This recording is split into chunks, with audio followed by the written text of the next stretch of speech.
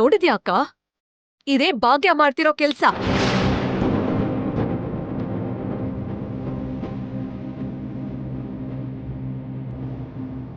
ಡಿವೋರ್ಸ್ಗೆ apply ಮಾಡ್ದಾಗಿಂದ ಭಾಗ್ಯಗೆ ನಮ್ ಕುಟುಂಬದ ಮೇಲೆ ಸೇಡಿದೆ.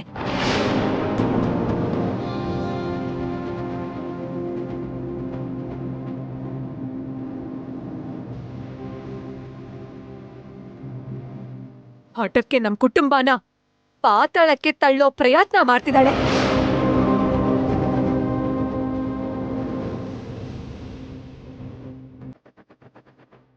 ಹಾಗ್ ಮಾಡಕ್ಕಂತಾನೆ ಈ ತರ ಎಲ್ಲ ಮಾಡ್ತಿರೋದು. ಚಿಕ್ಕತ್ತೆ, ನನ್ ಮಾತ್ ಕೇಳಿ. ಸಂಜನಾ ಯಾಕೋ ಹೆದ್ರಿ ನಿಜಾನ್ ಹೇಳ್ತಿಲ್ಲ.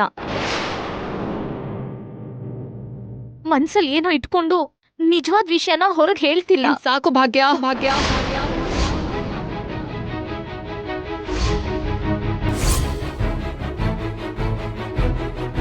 ಇನ್ ಸಾಕು.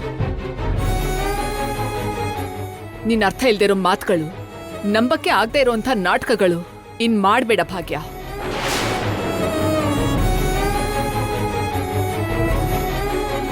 ನಿನ್ನಿಂದ ಪ್ರತಿದಿನ ಮನೆಯಲ್ಲಿ ಒಂದು ಪ್ರಳಯ ಸೃಷ್ಟಿ ಆಗ್ತಾ ಇದೆ. ಪ್ರತಿ ಕ್ಷಣ ಕುಟುಂಬದಲ್ಲಿ ಅಲ್ಲೋಲ ಕಲ್ಲೋಲ ಆಗ್ತಿದೆ. ಅಲ್ಲ, ಇದನ್ನೆಲ್ಲ ಯಾಕೆ ಮಾಡ್ತಿದ್ಯಾ? ಏನ್ ಆಸೆ ಇದೆ ನಿನ್ಗೆ ಅಂತ? ಅತ್ತೆ, ಸಂಜನಾ ನನ್ನ ಹತ್ರ ಎಲ್ಲ ಹೇಳ್ಕೊಂಡ್ಲು. ಅವಳ ನೋವನ್ನ ನಿಮ್ ಹತ್ರ ಹೇಳ್ಕೊಳಲ್ಲ ಅಂತಾನೆ ನಾನೇ ಈ ವಿಷಯನ ನಿಮ್ಮೆಲ್ರೂ ಮುಂದೆ ಬಂದು ಹೇಳಿದ್ದು. ಸಾಕು ಮಹಾತಾಯಿ, ಇನ್ನು ಸಾಕು. ಚಿಕ್ಕ ಹುಡುಗಿ ಅಂತ ಸಂಜನಾಗೆ ಇಲ್ದಿರೋದೆಲ್ಲ ಹೇಳಿ ಈ ಮದ್ವೆ ನಿಲ್ಸಕ್ ನೋಡ್ತಿದ್ಯಾ? ನಮ್ಮೆಲ್ರ ಮಧ್ಯೆ ಮನಸ್ತಾಪ ಹುಟ್ಟಿಸಿ ಈ ಕುಟುಂಬನ ಒಡೆಯಕ್ ಪ್ರಯತ್ನ ಮಾಡ್ತಿದ್ಯಾ, ಅದೇ ಅಲ್ವಾ? ನಾನ್ ಯಾಕೆ ಹಾಗೆ ಮಾಡ್ತೀನಿ ಚಿಕ್ಕತ್ತೆ? ಮತ್ತಿನ್ನೇನ್ ಮಾಡ್ತಿದ್ಯಾ ಭಾಗ್ಯ?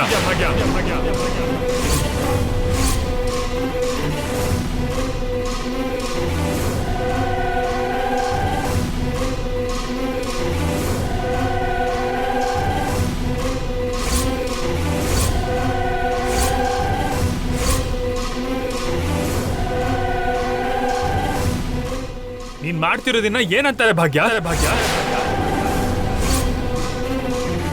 ನೀನು ಇಲ್ದೇ ಇದ್ದಿದ್ದನ್ನ ಇದೆ ಅಂತ, ಇರೋದನ್ನ ಇಲ್ಲ ಅಂತ ಕತೆ ಕಟ್ಟಿ ಯಾಕೆಲ್ರೂ ಮೋಸ ಮಾಡ್ತಿದ್ಯಾ?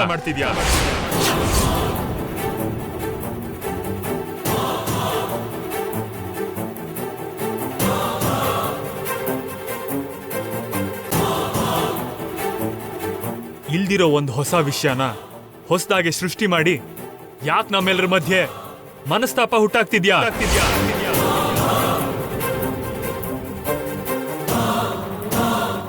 ಮಿತ್ರ, ಒಂದ್ಸಲ ಭಾಗ್ಯ ಹೇಳೋದನ್ನು ಕೇಳ್ಬೋದಲ್ಲ? ಕೇಳಕ್ಕೇನಿದೆ ರಾಡ್?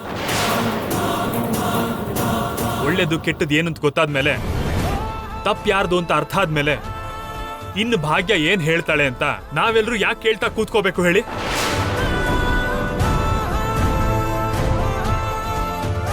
ನೋಡು ಭಾಗ್ಯ, ಕೋರ್ಟ್ ತೀರ್ಪು ಕೊಟ್ಟಿದೆ ಅಂತ, ಪೊಲೀಸರ ಕಾವಲು ನಿನಗೆ ಚೆನ್ನಾಗಿದೆ ಅಂತ ಈ ಮನೆಗೆ ನೀನ್ ವಾಪಸ್ ಬಂದಿದ್ಯಾ. ಇನ್ನು ಈ ಮನೆಗೆ ನಾನೇ ಸೊಸೆ ಅಂತ ಹೇಳ್ಕೊತಿದ್ಯಾ.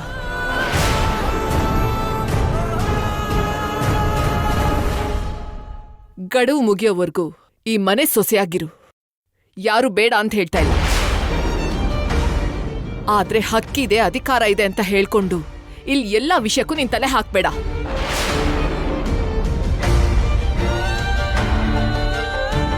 ಏನಂಟಿ ನೀವು ಮಾತಾಡೋದು?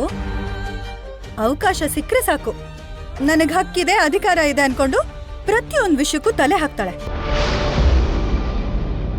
ಅವಳಿಗೆ ಅಗತ್ಯ ಇಲ್ಲದೆ ಇದ್ರು ಕೂಡ ಪ್ರತಿ ವಿಷಯದಲ್ಲೂ ಮೂಗ್ ತೋರಿಸ್ಕೊಂಡ್ ಬರ್ತಾಳೆ. ಕೊನೆಗೆ ಹೀಗೆ ಈ ತರ ಏನಾದ್ರೂ ಒಂದ್ ರಾಧ ಅಂತ ಮಾಡ್ತಾಳೆ. ಇವಳಂತವಳು ನಿಮ್ ಮಾತ್ ಕೇಳಿ ಮತ್ತೆ ದಾರಿಗೆ ಬರ್ತಾಳೆ ಅಂತ ಆಸೆ ಇದೆಯಾ?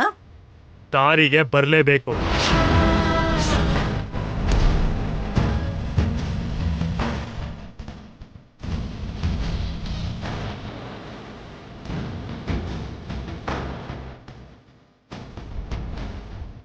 ತನ್ನ ಸ್ಥಾನ ಏನು ಅಂತ ತಿಳ್ಕೊಂಡು ನಡ್ಕೋಬೇಕು.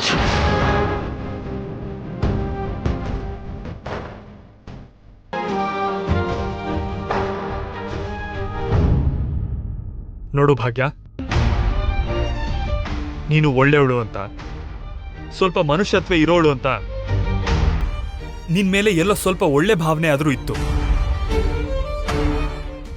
ಈ ಕೆಲ್ಸಕ್ಕೆ ಬರ್ದಿರೋದನ್ನೆಲ್ಲ ಮಾಡಿ ಆ ಭಾವನೆ ಕಳ್ಕೊಳ್ಳೋ ಹಾಗೆ ಮಾಡಬೇಡ.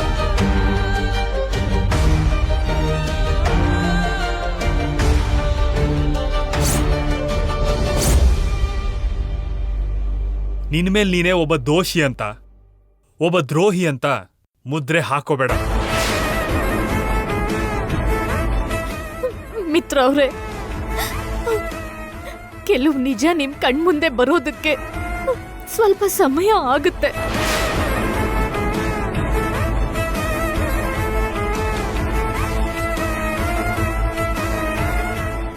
ಒಂದು ನಿಜನ ನಿರೂಪಿಸೋಕೆ ಸಾಕ್ಷಿ ಇಲ್ದಿದ್ರೆ ಅದೊಂದು ಅಸತ್ಯ ಅಂತ ಅನ್ಸ್ಕೊಳ್ಳುತ್ತೆ.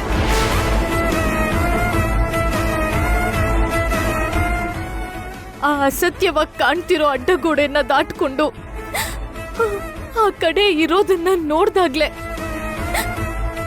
ನಾವ್ ನೋಡ್ಬೇಕು ಅಂದ್ಕೊಂಡಿರೋ ನಿಜ ನಮಗ್ ಕಾಣೋದು.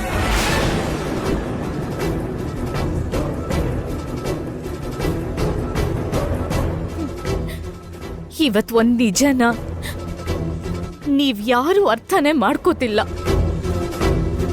ಆದ್ರೆ ಯಾವತ್ತೋ ಒಂದಿನ ನೀವ್ ಅರ್ಥ ಮಾಡ್ಕೊಳ್ಳೋ ಸಮಯ ಬರುತ್ತೆ. ನಾನು ಬರ್ಲಿ ಅಂತ ಬೇಡ್ಕೋತಿದ್ದೀನಿ.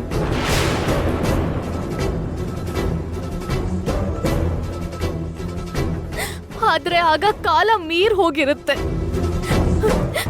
ನಡ್ದು ಹೋಗಿರೋ ತಪ್ಪನ್ನ ಸರಿ ಮಾಡ್ಕೊಳ್ಳೋ ಅವಕಾಶ ಕೈ ಜಾರ್ ಹೋಗುತ್ತೆ.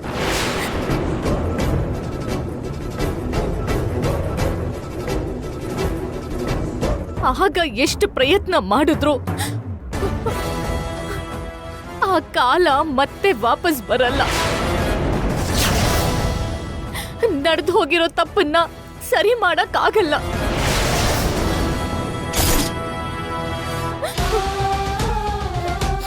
ಅದನ್ನ ನೀವೆಲ್ರೂ ನೆನ್ಪಿಟ್ಕೊಳ್ಳಿ.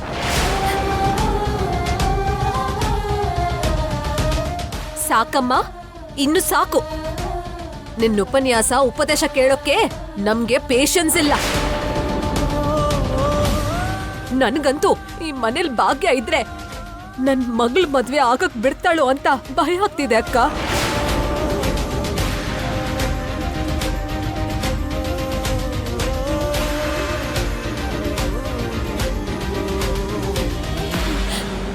ಸಂಜನಾ ಮದ್ವೆ ವಿಷಯ ಪಕ್ಕಕ್ಕಿಟ್ರೆ ನಿಜವಾಗ್ಲೂ ನಮ್ ಇಡೀ ಕುಟುಂಬ ಸಂತೋಷವಾಗಿರತ್ತ ಅಂತ ನನ್ಗೆ ಅನುಮಾನ ಆಗ್ತಿದೆ ಅಕ್ಕ.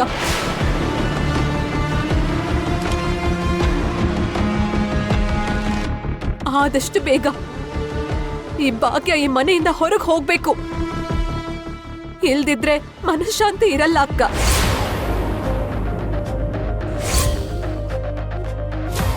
ನೀನ್ ಹೆದರ್ಕೋಬೇಡ ದೇವಯಾನಿ.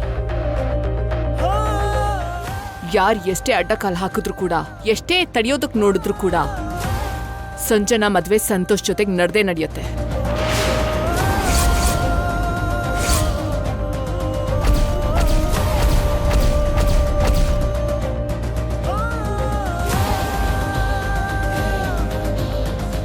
ನಮ್ ಮಾತಲ್ಲಾಗ್ಲಿ ನಮ್ ನಿರ್ಧಾರದಲ್ಲಾಗ್ಲಿ ಎಂಥದ್ದೇ ಬದಲಾವಣೆನೂ ಇರಲ್ಲ. ಆಗೋದಕ್ ನಾನ್ ಬಿಡೋದೂ ಇಲ್ಲ.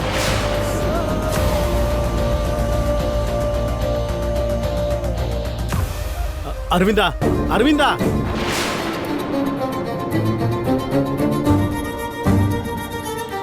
ನೋಡು ಭಾಗ್ಯ, ನಿನ್ ಲಿಮಿಟ್ ಏನು ಅಂತ ತಿಳ್ಕೊಂಡು ಈ ಮನೇಲಿದ್ರೆ ಯಾರಿಗೂ ಯಾವ ಸಮಸ್ಯೆನೂ ಇರಲ್ಲ. ಅದನ್ನ ನೆನ್ಪಿಟ್ಕೊ.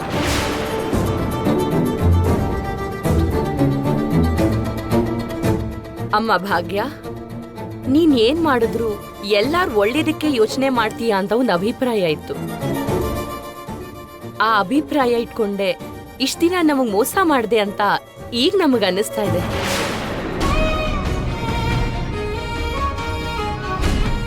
ನಡಿಯಮ್ಮ.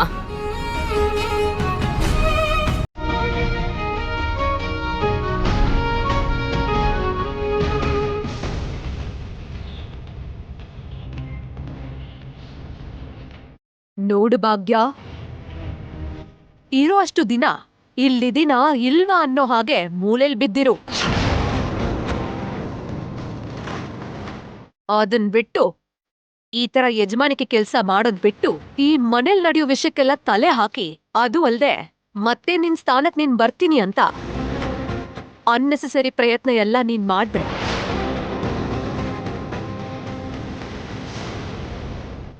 ಮುಖ್ಯವಾಗಿ ನಮ್ ಶುಭ ಕಾರ್ಯಕ್ಕೆಲ್ಲ ತಲೆ ಹಾಕಿ ಅದನ್ನ ಹಾಳ್ ಮಾಡಕ್ ನೋಡ್ಬೇಡ. ನೋಡು ಭಾಗ್ಯ, ಆಗ್ಲೇ ಮನೆಯವರೆಲ್ಲ ನಿನ್ನ ನಂಬೋದಂತೂ ಬಿಟ್ಟಾಯ್ತು. ಆಗ್ಲೇ ಭಾಗ್ಯ ಅನ್ನೋ ವ್ಯಕ್ತಿನ ಈ ಮನೇಲಿ ಇದ್ದಾರೆ ಅನ್ನೋದೇ ಮರ್ತೋಗಿದ್ದಾರೆ. ಇನ್ನು ನೀನೇನಾದ್ರೂ ಹೇಳಿ ಏನಾದ್ರೂ ಮಾಡಿ ನಿನ್ ಮೇಲೆ ನಂಬಿಕೆ ಕರುಣೆ ಬರ್ಬೇಕು ಅಂತ ಈ ತರ ಚೀಪ್ ಟ್ರಿಕ್ಸ್ ಎಲ್ಲ ಮಾಡ್ಬೇಡ.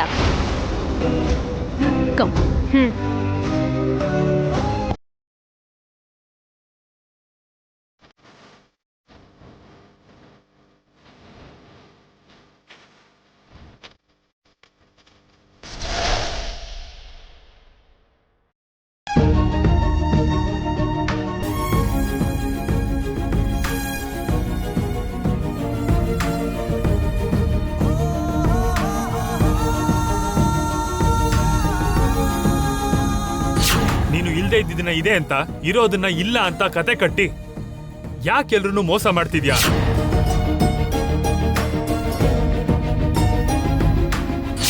ಇಲ್ದಿರೋ ಒಂದು ಹೊಸ ವಿಷಯನ ಹೊಸದಾಗಿ ಸೃಷ್ಟಿ ಮಾಡಿ ಯಾಕೆ ನಮ್ಮೆಲ್ಲರ ಮಧ್ಯೆ ಮನಸ್ತಾಪ ಹುಟ್ಟಾಕ್ತಿದ್ಯಾ?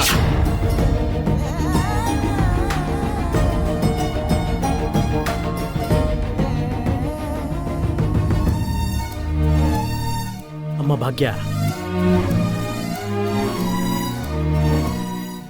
ಏನ್ ಮಾವ? ನಿನಗೆ ಒಬ್ಬೊಬ್ರು ಒಂದೊಂದು ಮಾತಂತಿದ್ರೆ ಏನೂ ಮಾಡೋಕ್ಕಾಗ್ಲಿಲ್ಲಮ್ಮ. ತಪ್ಪು ಸುಮ್ನಿರಿ ಅಂತ ಬಾಯಿ ಮುಚ್ಸಕ್ಕಾಗ್ಲಿಲ್ಲ. ನನ್ನ ಕ್ಷಮಿಸ್ಬಿಡಮ್ಮ. ಅಯ್ಯೋ, ನೀವು ನನ್ನ ಕ್ಷಮೆ ಕೇಳೋದಂದ್ರೆ ಏನ್ ಮಾವ? ಹಾಗಲ್ಲಮ್ಮ, ನೀನೇನೇ ಮಾಡಿದ್ರು ಯೋಚನೆ ಮಾಡಿ ಮಾಡ್ತೀಯಾ ಅಂತ, ಎಲ್ರಿಗೂ ಒಳ್ಳೇದನ್ನೇ ಬಯಸ್ತೀಯಾ ಅಂತ ನನಗೆ ಗೊತ್ತಮ್ಮ. ಆದ್ರೆ ಅಲ್ಲಿ ಏನಾಯ್ತು ಅಂತ ಗೊತ್ತಿಲ್ಲದೆ, ಯಾವ ಆಧಾರನೂ ನನ್ನ ಹತ್ರ ಇಲ್ಲದೆ ಕನ್ಫ್ಯೂಷನಲ್ಲಿ ಇರೋದಕ್ಕೆ ನಾನು ನಿನ್ನ ಪರವಾಗಿ ಮಾತಾಡಲಿಲ್ಲಮ್ಮ. ಅದಕ್ಕೆ ತುಂಬ ಬೇಜಾರಾಯ್ತಮ್ಮ. ಪರವಾಗಿಲ್ಲ ಬಿಡಿ, ಇದ್ರಲ್ಲಿ ನಿಮ್ ತಪ್ಪೇನಿಲ್ಲ. ಆದ್ರೆ ಏನ್ ನಡೀತಮ್ಮ? ನಿನ್ ಮುಂದೆ ಮದುವೆ ಇಷ್ಟ ಇಲ್ಲ ಅಂತ ಹೇಳ್ದವಳು ಮತ್ ಎಲ್ರ ಮುಂದೆ ಸುಳ್ಳು ಯಾಕೆ ಹೇಳಿದ್ಲು? ತನಗಿಷ್ಟ ಇಲ್ಲ ಅನ್ನೋದನ್ನ ಮುಚ್ಚಿಟ್ಟು ಇಷ್ಟ ಇದೆ ಅಂತ ಯಾಕೆಲ್ರನ್ನು ನಂಬಿಸಿದ್ಲು? ನನ್ಗೂ ಅದೇ ಅರ್ಥ ಆಗ್ತಿಲ್ಲ ಮಾವ. ಸಂಜನಾ ಮನ್ಸಲ್ಲಿ ಏನೋ ಇದೆ. ಅವಳನ್ನ ಯಾವುದೋ ಕಾರಣ ಗಟ್ಟಿಯಾಗಿ ಕಾಡ್ತಿದೆ. ಅದಕ್ಕೆ ಅಷ್ಟು ಬೇಗ ಮಾತು ಬದಲಾಯಿಸ್ಬಿಟ್ಲು. ನೀವ್ ಹೇಳ್ತಿರೋದು ನಿಜ. ಅದ್ಕೆ ನಾನ್ ಮಾತಾಡದೆ ಇರೋದಕ್ಕೆ ಕಾರಣ ಇದೆ. ನನ್ನ ಇಷ್ಟ ಕಷ್ಟಗಳನ್ನ ಮುಚ್ಚಿಡೋದಕ್ಕೆ ಒಂದ್ ದೊಡ್ಡ ಕಾರಣನೇ ಇದೆ. ಅದ್ಗೆ ಏನ್ ಸಂಜನಾ ಅದು? ಅಷ್ಟಕ್ಕೂ ನಿಂಗೇನಾಯ್ತು? ಯಾಕೆ ಸಡನ್ ಆಗಿ ನಿನ್ ಮನ್ಸ್ ಬದಲಾಯ್ತು? ನೀವ್ ನನ್ನ ಹತ್ರ ಮಾತಾಡ್ ಹೋದ್ಮೇಲೆ ಅದನ್ನೆಲ್ಲ ನೋಡಿ ನನ್ನ ಹತ್ರ ಮಾಮ್ ಬಂದ್ ಮಾತಾಡಿದ್ರು.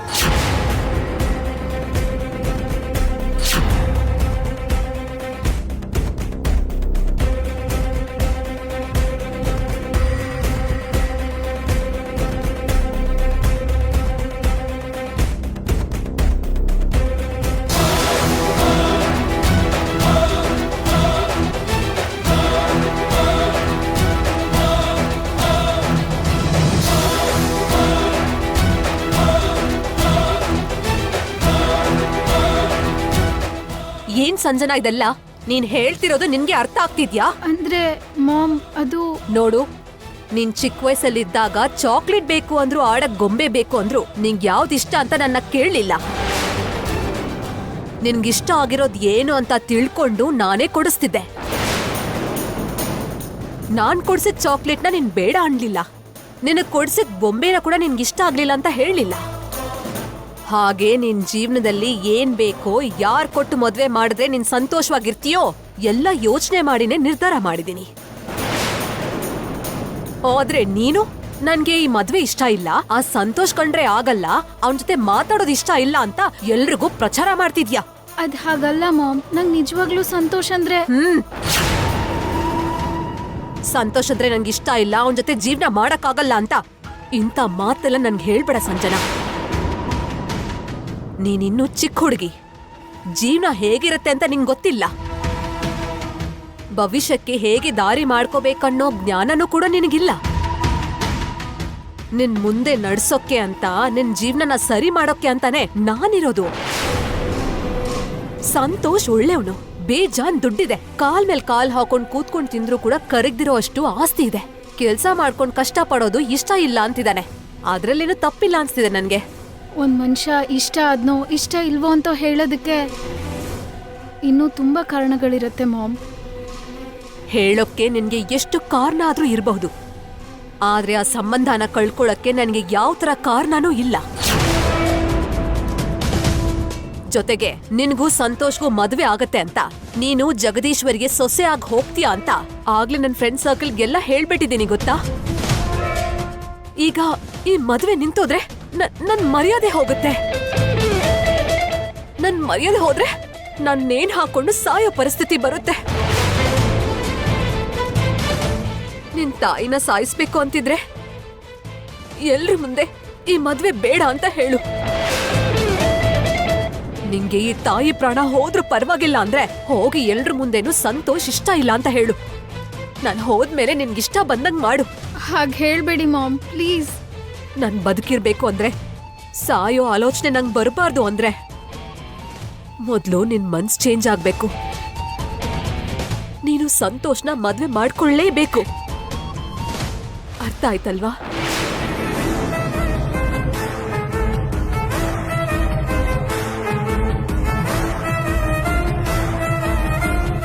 ನಾನ್ ಬಾಯ್ಬಿಟ್ಟು ನಿಜ ಹೇಳಿದ್ರೆ ಮಾಮ್ ಏನ್ ಮಾಡ್ಕೋತಾರೋ ಅಂತ ಭಯ ಆಯ್ತು.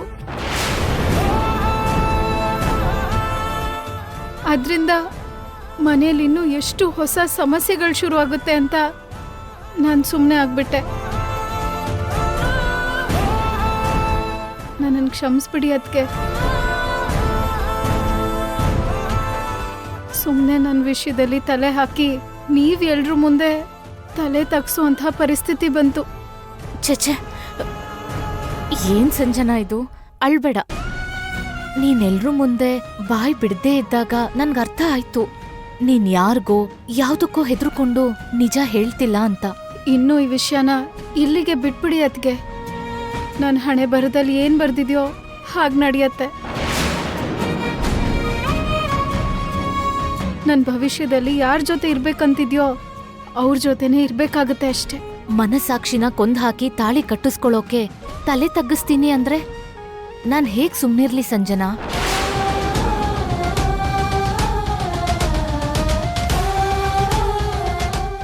ಇಷ್ಟೊಂದು ಜನ ಪ್ರೀತಿಸೋರು ನಿನ್ ಸುತ್ತ ಇದ್ರು ನಿನ್ ಜೀವನ ಇವ್ರೆಲ್ರ ಮುಂದೆ ನಾಶ ಆಗುತ್ತೆ ಅಂದ್ರೆ ನಾನದನ್ ಹೇಗ್ ಬಿಡ್ತೀನಿ ಹೇಳು? ನೀನು ನನ್ನ ನಾದ್ನಿ. ನಿನಗ್ ನನ್ ಮೇಲ್ ಪ್ರೀತಿ ಇದ್ರು ಇಲ್ದೇ ಇದ್ರು ನಿನ್ ಮೇಲಿರೋ ಅಭಿಮಾನ ನನಗ್ ಕಡಿಮೆ ಆಗಲ್ಲ. ಹಾಗೆ ನೋಡ್ತಾ ನಿನ್ ಜೀವನ ನಾಶ ಆಗೋಕ್ ನಾನ್ ಬಿಡಲ್ಲ. ನಿನ್ ಬದುಕನ್ನ ನಿನ್ ಭವಿಷ್ಯನ ನಾನ್ ಸರಿ ಮಾಡೋವರ್ಗೂ ನಾನ್ ನಿದ್ರೆ ಮಾಡಲ್ಲ. ನೆನ್ಪಿಟ್ಕೋ.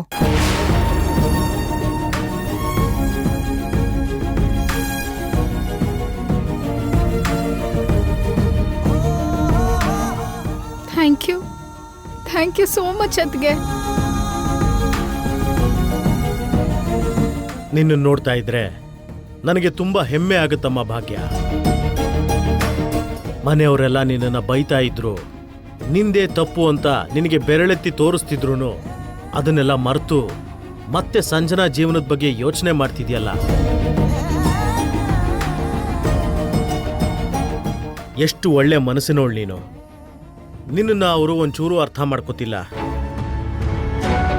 ಆದರೆ ಯಾವತ್ತೋ ಒಂದಿನ ಖಂಡಿತ ಅರ್ಥ ಮಾಡ್ಕೋತಾರೆ.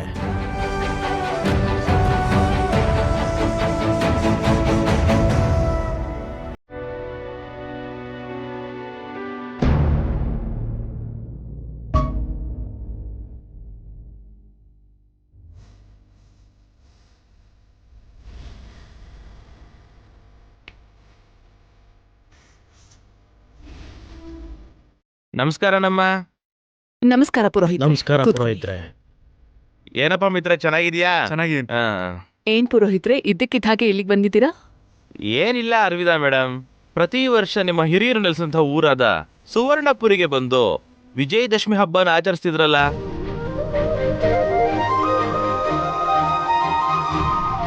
ಈ ವರ್ಷ ಕೂಡ ಬಂದು ನಿಮ್ಮ ವಂಶ ಪಾರಂಪರ್ಯಕ್ಕೆ ಬಂದಿರೋ ವಜ್ರ ಖಡ್ಗಕ್ಕೆ ಆಯುಧ ಪೂಜೆ ಮಾಡಿದ್ರೆ ಚೆನ್ನಾಗಿರುತ್ತೆ ಅಂತ ಹೇಳಿ ನೆನಪು ಮಾಡೋದಿಕ್ ಬಂದೆ. ಅದನ್ನ ಹೇಗ್ ಮರಿತೀವಿ ಪುರೋಹಿತ್ರೆ? ಪ್ರತಿ ಸಲ ತರನೇ ಈ ವರ್ಷನೂ ಕೂಡ ವಿಜಯದಶಮಿನ ಅಲ್ಲೇ ಆಚರಿಸ್ತಾ ಇದೀವಿ. ತುಂಬಾ ಸಂತೋಷ ನಮ್ಮ.